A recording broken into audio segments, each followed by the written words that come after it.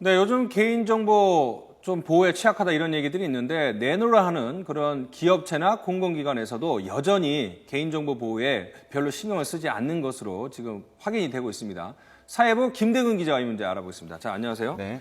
자, 이제 김대근 기자가 직접 주요 사이트들을 시험을 해보지 않았습니까? 네. 어떤 것들을 알아봤죠? 네, 먼저 지난주에 그 항공권 특가 판매로 화제가 됐던 제주항공 사이트입니다. 예. 여행사 직원들이 이용하는 그 메뉴가 있는데 이곳에서 아이디와 그 비밀번호가 전혀 그 보호가 되고 있지 않았습니다. 여행사 직원들은 여행객들의 그 항공권을 대신 그 예약해주기 때문에 추가적인 정보 유출 우려도 있는 상황이었습니다.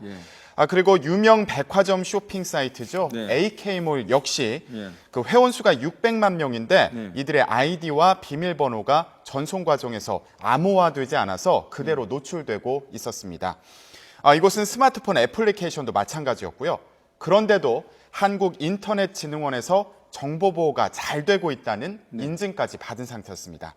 경찰병원도 일단 정리를 해보면 자, 이제 회원이 가입한 사이트에서 아이디랑 패스워드를 로그인하지 않습니까? 그것이 이제는 그 본사 서버로 전송이 되는데 암호가 돼야지 해커가 중간에 엿보더라도 그게 어떤 건지 모르는데 암호화가 되지 않았기 때문에 중간에 해커가 그 비밀번호, 패스워드를 쉽게 알 수 있다 뭐 이런 얘기죠? 네, 그렇습니다.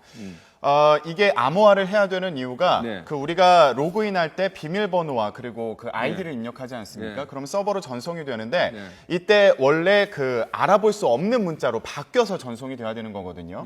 해커가 그걸 읽더라도 사용할 수 없도록 하기 위해서입니다. 해독이 안 되게 암호로 만들어야 되는데 투명 유리관처럼 그냥 그대로 노출을 시키니까 뭐 나쁜 마음 먹고 있으면 그 중간에 개인정보를 그대로 그렇죠. 인터셉트를 할 수 있는 그런 상황이군요. 그렇습니다. 자, 그런데 뭐 경찰병원도 이런 일이 있다 이거죠? 네, 아까 말씀드리다 말았는데 경찰병원은 상황이 좀 더 심각해 보였습니다. 아, 그렇습니까? 예. 왜냐하면 인터넷으로 진료 예약을 할 때 그 주민등록번호와 이름을 입력하게 돼 있거든요. 그런데 이 주민등록번호와 이름이 그대로 노출이 되고 있었습니다. 네, 그리고 연세대의 경우에는 수강 신청 그리고 학점 확인 홈페이지가 암호화되지 않은 상태였고요. 경실련도 마찬가지였습니다. 그런데 좀 경실련은 상황이 좀 재밌었던 게 경실련이 그 KT 고객정보 유출 사건에 대해서 공익소송을 제기했거든요. 하지만 정작 그 본인들의 그 회원들의 로그인 정보는 전혀 보호되지 않고 있었습니다. 지난해인가요? 지난해 그 KT의 개인정보가 유출이 돼서 KT가 뭐 사과도 하고 큰 사회적 문제가 있었는데 이 부분에 대해서 공익소송을 제기한 경실련마저 사실은 그렇습니다. 자신들 회원 보호에 별다른 신경을 안 썼다. 그만큼 그 취약한 인식이 그대로 드러나는 그런 상황이네요.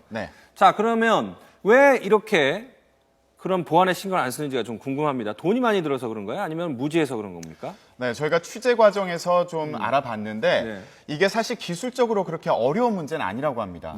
그렇다면 왜 안 하는 걸까? 이게 설비를 또 보강을 하다 보면 그 사이트의 속도가 느려질 가능성이 있다고 해요. 또 사이트의 속도가 느려지면 이걸 또 빨리 만들어주는 그런 설비를 또 갖춰야 되기 때문에 그 과정에서 비용 부담이 생길 수 있다. 이런 얘기를 하고 있습니다. 자, 이제 김대근 기자가 전문가와 함께 직접 그래서 암호화를 점검을 했는데 그냥 남의 사이트를 좀 봤다는 거 아닙니까? 그렇죠. 명확하게 말하자면 그 사이트에 저희가 해킹을 했다기보다는 그 사이트의 정보가 서버로 전송되는 과정을 살펴봤다. 이렇게 표현을 할 수 있겠는데요. 그러면 얼마나 쉽게 뚫리고 얼마나 쉽게 패스워드나 남의 그 패스워드나 비밀번호를 알 수 있죠? 네, 지금 제가 제 그 아이디와 비밀번호를 AK몰에 입력하는 과정인데 그 간단한 프로그램을 돌려보니까 지금 보시면 패스워드 바로 나오죠. 김대건 1이라는 패스워드가 바로 그렇습니다. 뜨는군요. 아이디와 패스워드가 이렇게 금방 보입니다. 이 프로그램이 특별한 프로그램이 아니에요. 그 컴퓨터에 입문하는 사람들이 학교에서 가장 기초적으로 배우는 그 프로그램인데 그 데이터가 오가는 그 네트워크를 볼 수 있는 프로그램이거든요. 쉽게 얘기하면 인터넷망에 어떤 정보가 오가는지를 돋보기로 이렇게 볼 수 있는 그런 프로그램이라고 생각하면 되겠습니다. 그러니까는 마음만 먹으면 누구나 전문 지식이 없더라도 김대근 기자가 어느 사이트에 가입했는데 아이디가 뭔지 패스워드가 뭔지를 다 알 수가 있는 그런 상황이네요. 그렇습니다. 그럼 제2차 뭐 범죄로 악용될 수도 있는 것 같은데 이거 법으로는 강제할 수는 없습니까? 네, 이미 법으로 그 암호화를 의무화하도록 규정이 돼 있습니다. 개인정보보호법과 그리고 정보통신망법에 보면 개인정보를 암호화하지 않으면 과태료를 물릴 수 있습니다. 또 암호화를 하지 않아서 정보가 유출될 경우에 벌금과 또 과징금 등 처벌이 가능합니다. 자, 이번 취재 이런 사건, 해킹 사건이 있어서 취재를 하게 된 건지 아니면 이런 우려하는 부분에 대해서 경각심을 주기 위해서 먼저 선제적으로 한 건지 좀 궁금한데 취재 경로 어떻게 되는 거죠? 네, 취재 경로는 최근 그 개인정보 유출 사건이 또 굉장히 많지 않았습니까? 그렇죠. 예. 하지만 이거를 그 모니터링 해보는 과정에서 예. 그 전문가들이 모니터링 해보는 과정에서 예. 이런 사이트들이 이렇게 취약하더라. 특히 제주항공 같은 경우에는 지난주에 그 항공권 특판을 예. 하면서 예. 굉장히 화제가 됐거든요. 사이트가 마비될 정도였는데 그래서 한번 그 살펴봤더니 이렇게 안 되고 있더라. 기자적인 이런 어떻게 제보가 보면 있었던 호기심으로 거죠. 이제 취재를 하게 된 것 같은데 네. 잘 된 것도 있었습니까? 네, 그 저희가 그 YTN의 홈페이지도 한번 확인을 해봤습니다. YTN은 어떻습니까? 네, YTN은 잘 되고 있었거든요. 네. 예, 암호화가 잘 돼 있어서 비밀번호와 그 아이디를 입력해도 알아볼 수 없는 문자로 표시가 되고 있었습니다.